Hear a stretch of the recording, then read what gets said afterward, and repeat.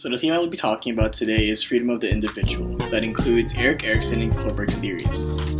So Erik Erikson, the first stage of Erik Erikson's psychosocial theory is infancy that occurs in birth to 18 months. The basic conflict of this stage is trust versus mistrust. The important event that occurs in this stage is feeding. So during the first event of the psychosocial development, children develop a sense of trust when caregivers provide reliability, care, and affection. A lack of this will lead to mistrust. The second stage of Erik Erikson's psychosocial theory is early childhood, occurring in 2 to 3 years. So the basic conflict in this stage is autonomy versus shame and doubt. Important events included in this stage, toilet training. So the outcome of this stage is when children need to develop a sense of personal control over physical skills and a sense of independence. Potty training plays an important role in helping children develop the sense of autonomy. Children who struggle and who are ashamed for their incidents may be left without a sense of personal control. Success during the stage of psychosocial developments leads to feeling of autonomy.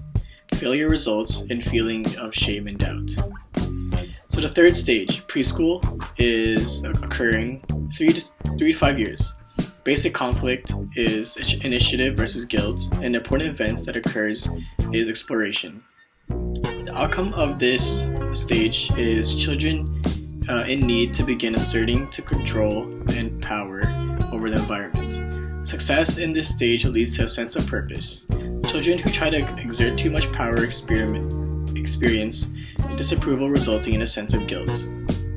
The next stage, school age, occurring in 6 to 11 years. So the basic conflict is in industry versus inferiority. The important events, school. The outcome is children need to cope with new social and academic demands. Success leads to a sense of competence, while failure results in feelings of inferiority. The next stage, adolescence, occurring 12 to 18 years. The basic conflict is identity versus role confusion. The important events is social relationships. The outcome is teens need to develop a sense of self and personal identity. Success leads to an ability to stay true to yourself, while failure leads to a role confusion and a weak sense of self. The next stage, young adulthood, that occurs at 19 to 40 years. So the basic conflict is intimacy versus isolation. And the important events that occurs in this stage is relationships. The outcome is young adults need to form intimate, loving relationships with other people. Success leads to strong relationships, while failure results in loneliness and isolation. The second last stage, middle adulthood, 40 to 65 years. The basic conflict is generativity versus stagnation. The important event that occurs in this stage is work and parenthood. The outcome is adults need to create or nurture things that will outlast them, often by having children or creating a positive change that benefits other people. Success leads to feelings of usefulness and accomplishments, while failure results in shallow involvement in the world.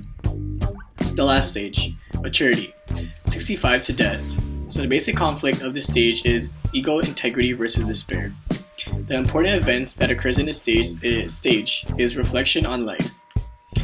The outcome of the stage is the fact that when a person looks at their life and thinks about whether they think it was a success or they have lots of doubts.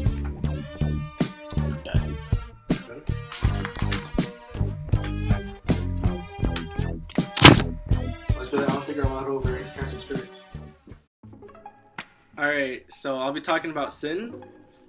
So what is sin? Sin, according to Google. So what is sin? Sin, according to Google, is the act of violating God's will by transgressing His commandments.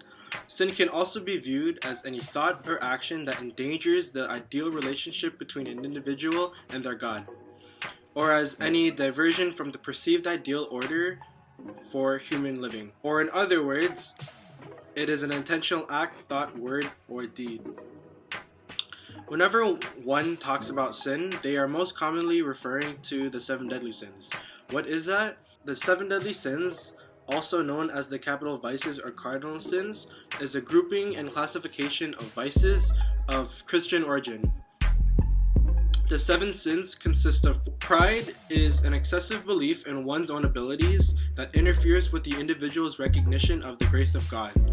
It has been called the sin from which all others arise. Pride is also known as vanity.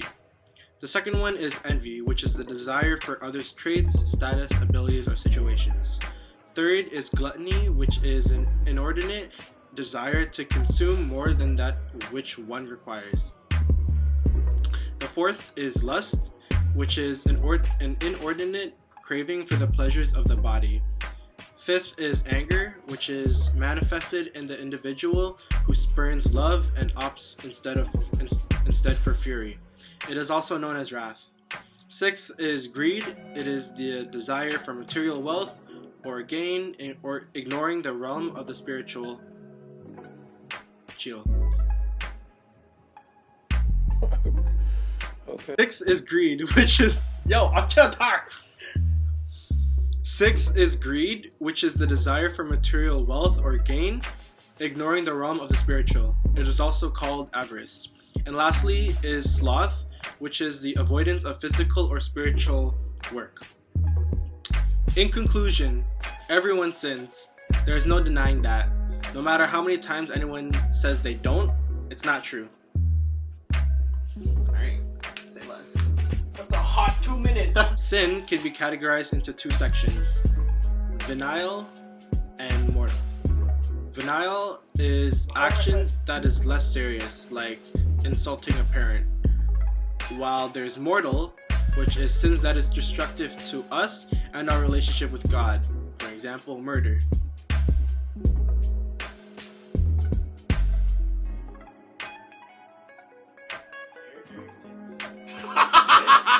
Yo, there's jokes and then there's messing me up. Not a TED Talk. This is a TED Talks to himself.